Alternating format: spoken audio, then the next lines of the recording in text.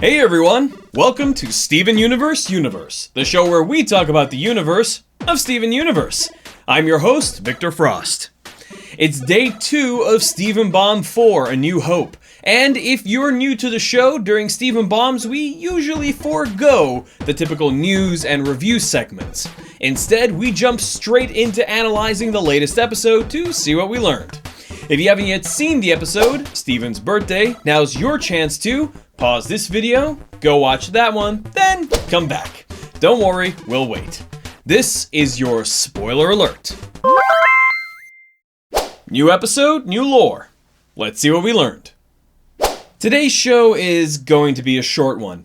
Thematically, Steven's birthday continued the idea started in The Answer that you should be you, regardless of what the world wants from you.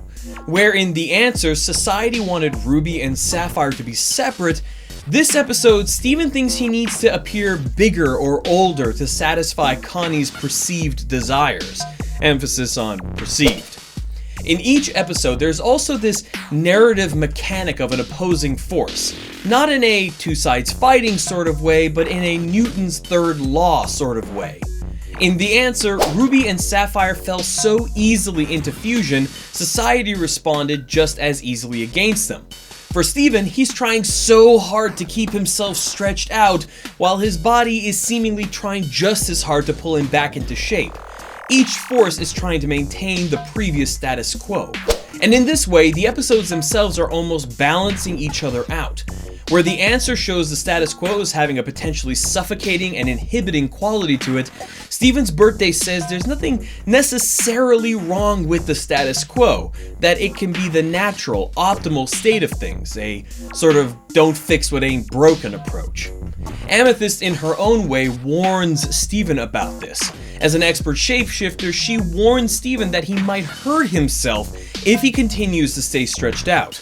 Even earlier in the episode, when she stretches out to hang the banner, giving Steven the idea in the first place, she points out that she can't stay that way forever. Whew, one take, not too shabby. Well, like I said, short episode today. There are a lot of little pieces of lore thrown out for us in this episode, as there are in yesterday's and likely in the rest of this week's. So I think what I'm going to do is, after the Steven Bomb is over, I'm going to make an episode that's just going through all of that stuff. For now, we'll just focus on the important thematic and story elements in each episode. Before we close out, though, there are a couple of things I just want to bring up. First off, now that Greg told us he met the gems when he was 22, that gives further support to my estimate of Greg being in his 50s.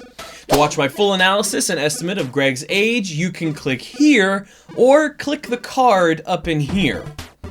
Secondly, Steven and Connie are absolutely adorable, and Connie is just the most precocious, intelligent, and understanding kid I've ever seen in my life, and I hope my little brother is like her when he's 12 3/4 years old. Maheshwaran for President, 2039. That's it for this episode of Steven Universe. Join us tomorrow for day 3 of Steven Bomb 4, A New Hope. When we look at the episode, it could have been great. I'm Victor Frost, and I'll see you next time on Steven Universe.